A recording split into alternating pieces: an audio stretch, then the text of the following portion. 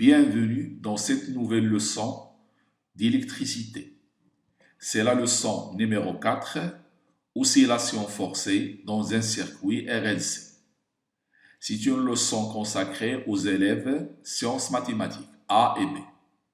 Donc les élèves sciences expérimentales option PC n'ont pas cette leçon au programme. On commence d'abord par définir qu'est-ce que c'est qu'un courant alternatif sinusoïdal et une tension alternative sinusoïdale. Un courant alternatif sinusoïdal est un courant dont l'intensité est une fonction sinusoïdale du temps. Ça veut dire que I de t varie comme un sinus ou bien un cosinus. La fonction qui donne l'intensité est la suivante. I de t égale Im cosinus 2π sur t fois t, qu'on peut écrire aussi Im cosinus 2π nt. Au lieu d'écrire 1 sur t, on écrit n. Avec I de t, ça s'appelle l'intensité instantanée et le temps ampères. C'est une valeur qui varie en fonction du temps. Im, c'est l'amplitude de I de t, c'est-à-dire la valeur maximale atteinte par I de t. C'est toujours une valeur positive. La fréquence n, elle est en Hertz. On peut représenter la fonction de I de t comme suit. Si on a la fonction I en fonction de t, on peut déterminer la valeur de Im, c'est la valeur maximale, et aussi la valeur de la fréquence en déterminant la période. De même pour une tension alternative sinusoïdale. C'est une tension dont les variations sont sinusoïdales en fonction du temps. C'est-à-dire, c'est aussi la tension U est une fonction sinusoïdale. Il s'écrit d'une façon générale U de t égale Um cosinus 2π sur t, t plus phi. On peut remplacer 1 sur t par n, ça donne cosinus 2π nt plus phi. Avec U de t, c'est la tension instantanée, c'est la valeur de la tension à chaque instant exprimée en volts. Puis c'est l'amplitude de I de t, c'est la valeur maximale de I de t et elle est exprimée en volts, elle est toujours positive. Puis la valeur de phi. Phi, c'est la phase de U par rapport à I en radian. On a remarqué que dans l'expression de I de t, il n'y avait pas de valeur phi.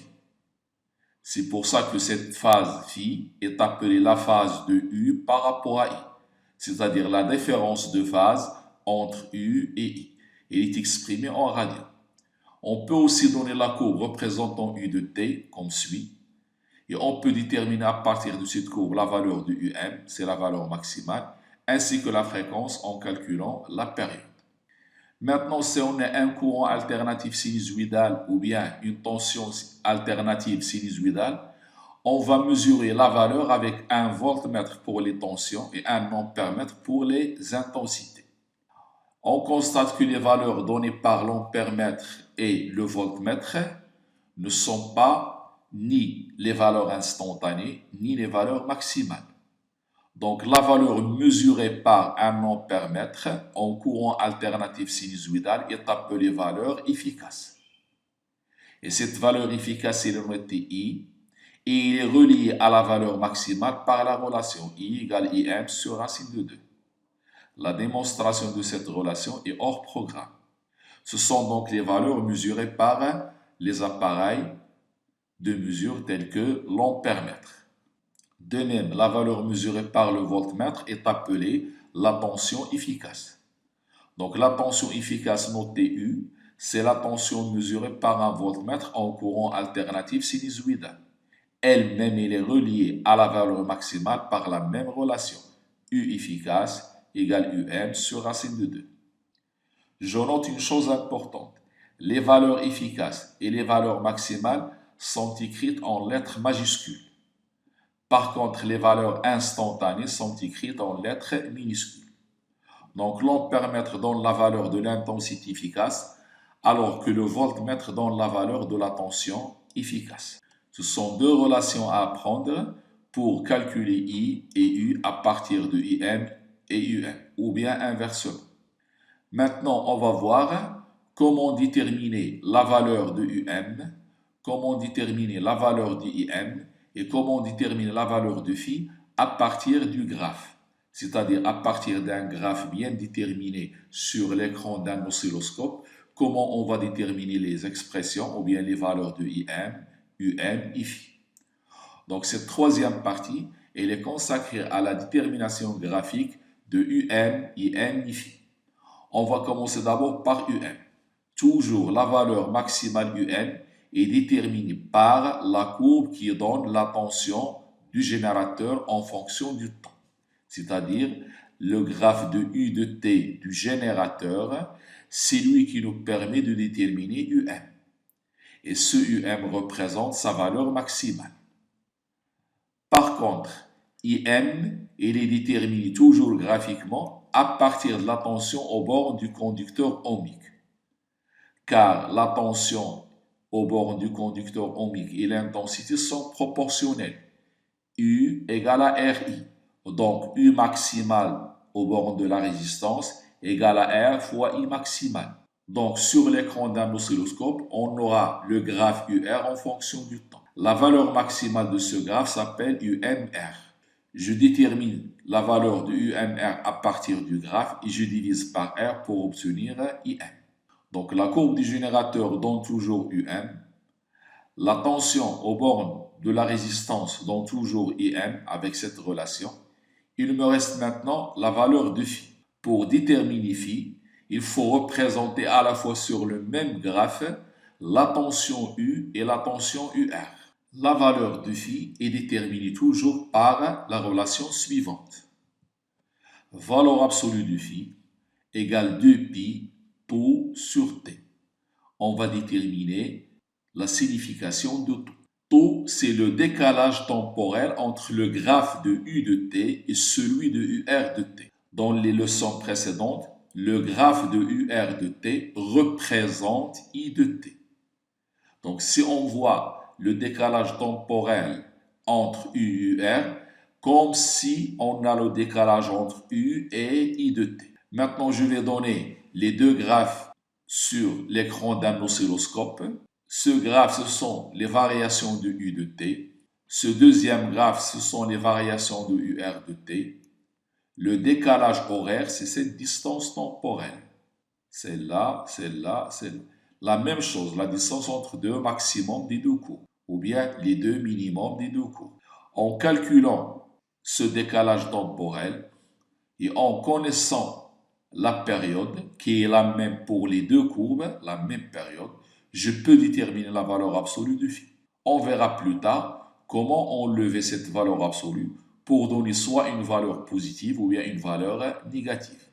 Une deuxième chose, si on ne nous a pas donné la courbe qui correspond à U et la courbe qui correspond à UR, à savoir la courbe qui possède le plus grand maximum, c'est toujours la courbe de la tension du générateur. Par contre, l'autre courbe, c'est toujours la tension au bord du conducteur ohmique.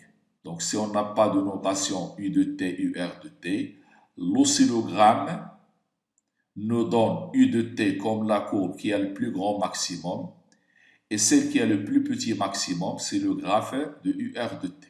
Après cette introduction dans laquelle on a donné le vocabulaire à utiliser, à savoir le courant alternatif sinusoïdal, sa fonction, la tension alternative sinusoïdale, les valeurs efficaces et leur relation avec les valeurs maximales, comment déterminer graphiquement UM, IM et phi. On passe maintenant à l'étude expérimentale des oscillations forcées dans un circuit RLC. Premièrement, le schéma électrique du montage est le suivant. Un générateur de courant alternatif, un ampèremètre pour donner l'intensité efficace et le circuit RLC. Et un oscilloscope sur lequel on va visualiser la tension au bord du générateur et la tension au bord de la résistance. Les composantes sont prises en convention récepteur.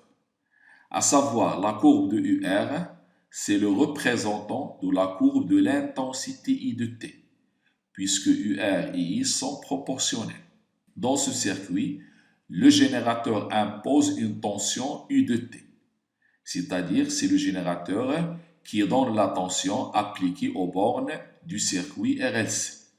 L'application de cette tension sinusoïdale fait apparaître dans le circuit un courant alternatif sinusoïdal. La tension, elle est sinusoïdale, il va générer un courant alternatif sinusoïdal de même fréquence. Ça veut dire la fréquence de U est la même que la fréquence de I. Dans ce circuit, le générateur est appelé excitateur, c'est-à-dire c'est lui qui excite le circuit pour faire apparaître le courant. S'il n'y a pas de générateur, il n'y a pas de courant qui va apparaître dans le circuit parce que le condensateur n'est pas chargé. Dans cette leçon, on ne charge pas le condensateur, c'est le générateur qui impose la tension aux bornes du dipôle RLC. Par contre, le reste du circuit RLC est appelé le résonateur. Donc, on peut nous demander le jour de l'examen de définir ou bien de donner qui est l'excitateur et qui est le résonateur. Toujours le générateur, c'est lui l'excitateur, et le dipôle RLC, c'est lui le résonateur. Ces oscillations sont dites forcées parce qu'ils sont imposés par le générateur et non pas par la décharge du condensateur. C'est le générateur qui impose les oscillations, donc sont dites des oscillations forcées. Maintenant, pour un générateur, on peut faire varier deux choses. Soit on fait varier sa fréquence ou bien sa valeur efficace. Dans un premier temps, on va garder la tension efficace constante et on va changer ou bien varier la fréquence du générateur. On distingue trois cas possibles selon la fréquence du générateur par rapport à la fréquence propre N0 du circuit.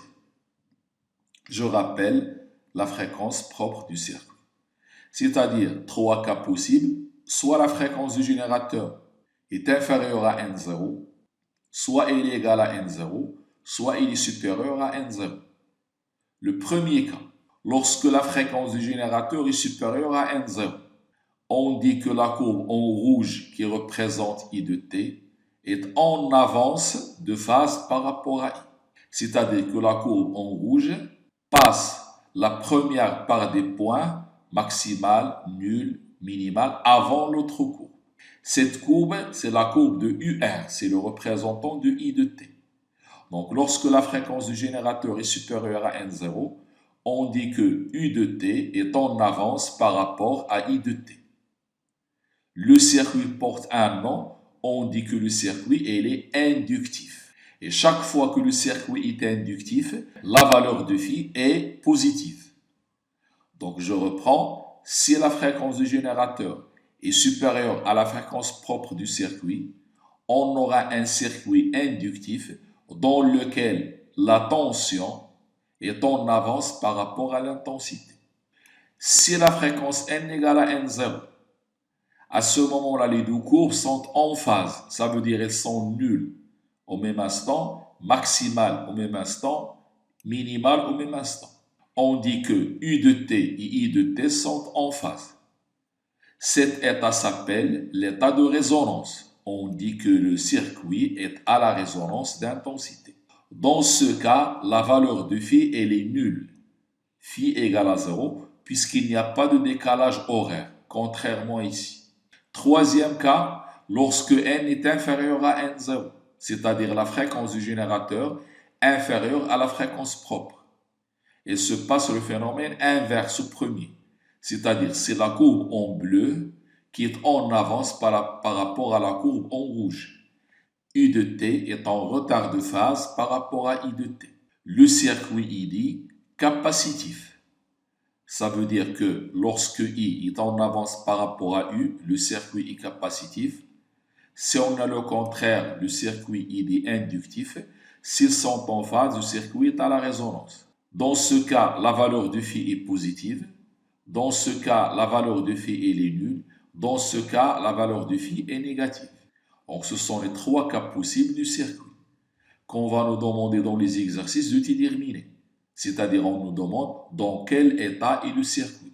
Est-ce qu'il est dans un état inductif, capacitif ou bien à l'état de résonance. On va passer à la quatrième partie de cette leçon, c'est la définition de ce qu'on appelle l'impédance du circuit. Pour cela, on reprend le même montage que tout à l'heure, mais on va garder la fréquence constante et on va faire varier la tension efficace, contrairement au cas précédent où la fréquence varie alors que la tension efficace est constante. Donc le schéma du circuit est identique. On va garder la fréquence constante du générateur. On va faire varier la tension efficace et on mesure l'intensité efficace. Puis on va représenter les variations de la tension efficace en fonction de I efficace. On obtient la courbe suivante. Cette courbe nous indique que la variation de I en fonction de I est une fonction linéaire. Donc U et I sont proportionnels. Le rapport U divisé par I est appelé l'impédance du circuit. Donc cette valeur U sur I est une valeur constante, c'est la fréquence est constante, et elle est appelée impédance du circuit, et elle est notée Z. Son unité c'est ohm. Donc il ne faut pas confondre l'impédance avec la résistance. C'est vrai qu'elles ont la même unité, mais chacune a une signification différente des autres. L'impédance, elle dépend de la fréquence, elle dépend de L, elle dépend de C et elle dépend de R, alors que la résistance ne dépend que de R. Donc si on nous demande de calculer l'impédance d'un circuit, on calcule U et I et on fait le rapport et ça nous donne la valeur de Z. Sinon, on calcule UM, IM et on détermine l'impédance Z. Donc, selon les situations, on peut utiliser les valeurs maximales ou bien les valeurs efficaces. Si on a les graphes, on va utiliser les valeurs maximales. Si on a les mesures en paramètre voltmètre, on va utiliser les valeurs efficaces. Donc, comme conclusion à cette partie, on doit apprendre les choses suivantes. Un circuit RLC forcé peut être dans l'un des trois cas suivants. Soit il est inductif, si la fréquence du générateur est supérieure à la fréquence propre. Donc, phi, elle est positive. Soit il est capacitif, lorsque n est inférieur à n0 et la valeur de phi, elle est négative. Soit il est à la résonance, c'est lorsque n égale à n0, à ce moment la phi, elle est nulle. Donc, ce sont les trois états où peut se trouver un circuit RLC en régime forcé. Deuxième chose, on appelle l'impédance du circuit la grandeur Z qui est égale à UM sur IM qui est égale à U sur I. L'impédance Z, il est toujours supérieure ou égale à la résistance équivalente, c'est-à-dire il est toujours supérieur ou égal à la somme des résistances du circuit. On verra plus tard que l'impédance n'est égale à la résistance équivalente que dans un seul cas, c'est le cas de la résonance. Dans les deux autres cas, Z est strictement supérieur à RE. On va maintenant s'intéresser spécialement au phénomène de la résonance. Donc la cinquième partie, phénomène de résonance électrique. Pour cela, on va réaliser le circuit suivant qui comporte un générateur basse fréquence, un condensateur, une bobine, une résistance. Le générateur basse fréquence va imposer une tension, c'est l'excitateur, ce qui va faire apparaître un courant alternatif sinusoïdal dans le circuit. Alors le circuit RLC, c'est le résonateur. On a mis dans le circuit un ampèremètre pour mesurer l'intensité efficace et un voltmètre pour mesurer la tension efficace. À titre indicatif, dans cette expérience, C il est de 5 microfarads, L il est de 0,1 Henry, grand R c'est la somme de la résistance de la bobine et du conducteur ohmique, U la tension efficace est prise constante égale à 15 volts. Donc dans cette expérience, on va prendre la tension efficace constante et on va faire varier la fréquence et on relève la valeur de I grâce à l'ampèremètre. Une fois les valeurs relevées, on trace le graphe I efficace en fonction de la fréquence. Premièrement, pour une résistance égale à 20, c'est-à-dire la somme égale à 20, et pour une somme qui est égale à 100.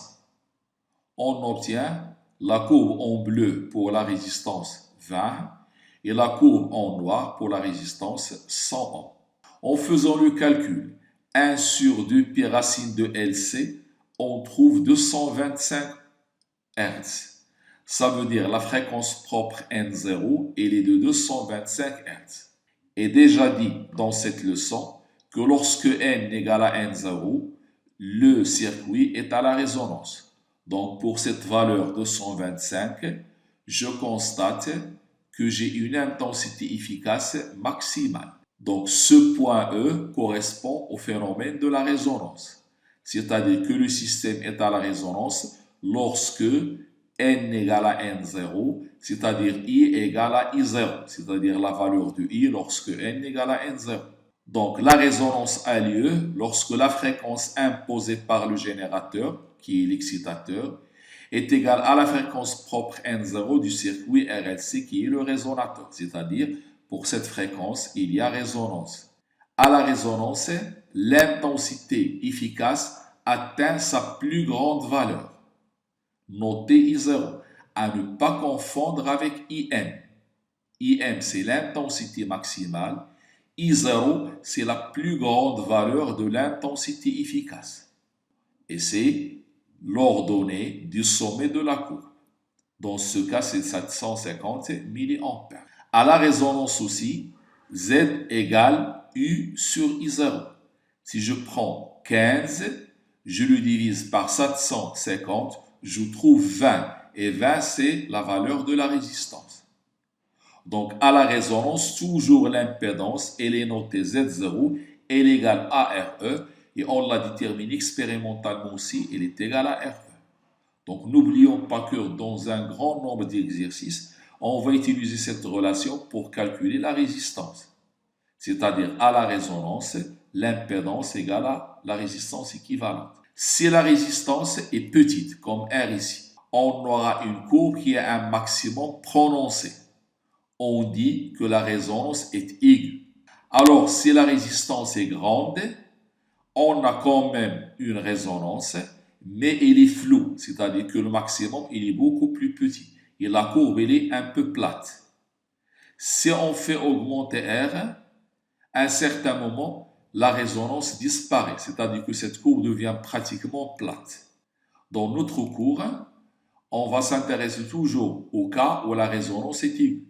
Ici, on voit que la courbe s'aplatit.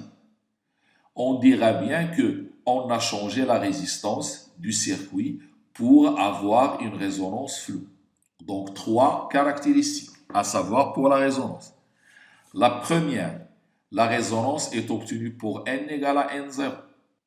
La deuxième, l'intensité efficace prend sa plus grande valeur à la résonance, elle est notée I0.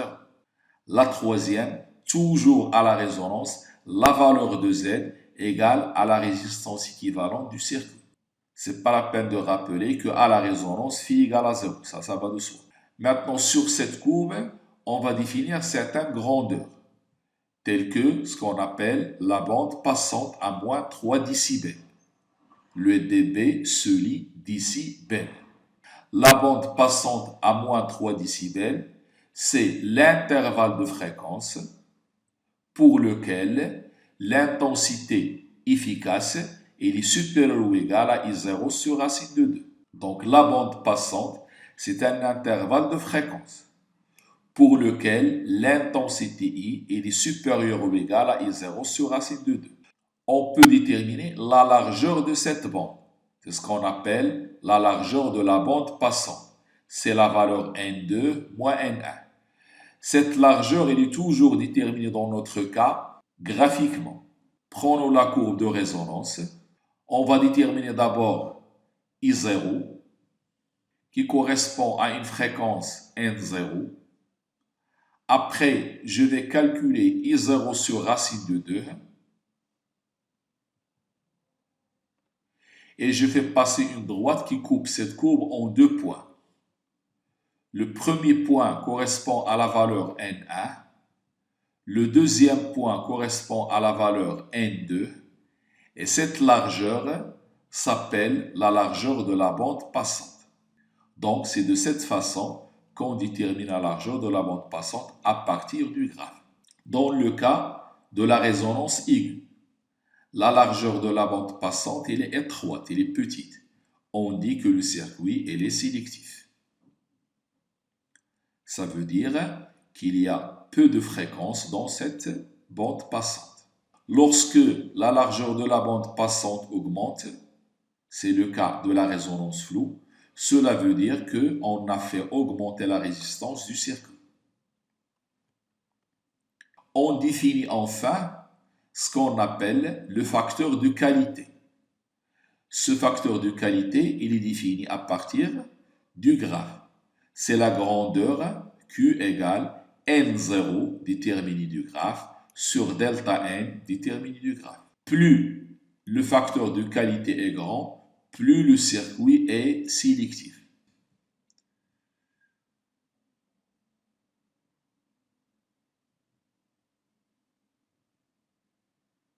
La dernière partie de cette leçon, on va parler de la puissance électrique en régime sinusoïdal forcé, c'est-à-dire l'expression de la puissance lorsqu'on a un courant alternatif sinusoïdal créé par une tension alternative sinusoïdale.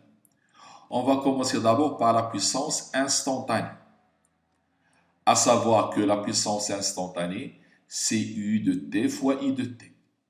Si je remplace U par UM cosinus 2 pi nt plus phi, et I par IM cos 2 pi nt, j'obtiens cette formule pour la puissance. On sait que I c'est IM sur racine de 2 et I sur UM sur racine de 2. Donc je peux remplacer le UM par U fois racine de 2 et IM par I fois racine de 2. Ce qui nous donne la puissance égale 2U fois I cosinus 2 pi nt plus phi cosinus 2 pi nt. J'ai remplacé UM et IM. En utilisant la formule mathématique cos A fois cos B égale 1 demi cos A plus B plus cos A moins B, avec A c'est 2 pi nt plus phi et B c'est 2 pi nt, on trouve que B égale à U fois I, le 1 demi fait disparaître le 2, UI, cosinus la différence A moins B, il me reste phi, et A plus B, c'est 4 pi nt plus phi. Donc la puissance instantanée est une fonction sinusoïdale de fréquence 2n.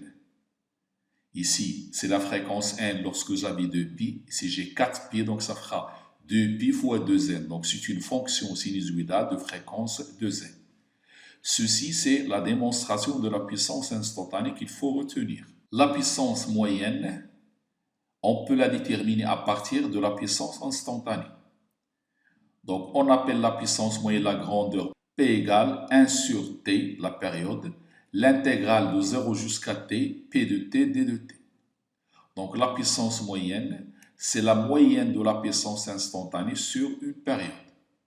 Je vais remplacer P de T par l'expression précédente.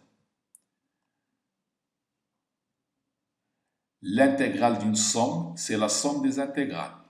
Et je fais sortir UI pour chaque intégrale. Donc on trouve cette intégrale, il devient UU sur 2 cos phi. L'intégrale de D de T, c'est T, entre 0 et T. L'autre intégrale, c'est UU sur T. L'intégrale de cosinus 4 pi nt, c'est 1 sur 4 pi n sinus, c'est la même chose, prise entre 0 et T. Ceci, elle est égale à 0. Il me reste la puissance moyenne égale UI cos phi. Le T se simplifie avec ce T. C'est l'expression de la puissance moyenne en fonction de la tension efficace, de l'intensité efficace et de ce facteur cos phi qui s'appelle le facteur de puissance. On a deux possibilités. Soit on nous demande de calculer la puissance moyenne, on utilise directement la relation. Soit on nous demande d'établir son expression, on doit utiliser cette méthode. C'est la fin de cette leçon consacrée aux oscillations forcées d'un circuit RLC. Merci de votre attention et à la prochaine leçon.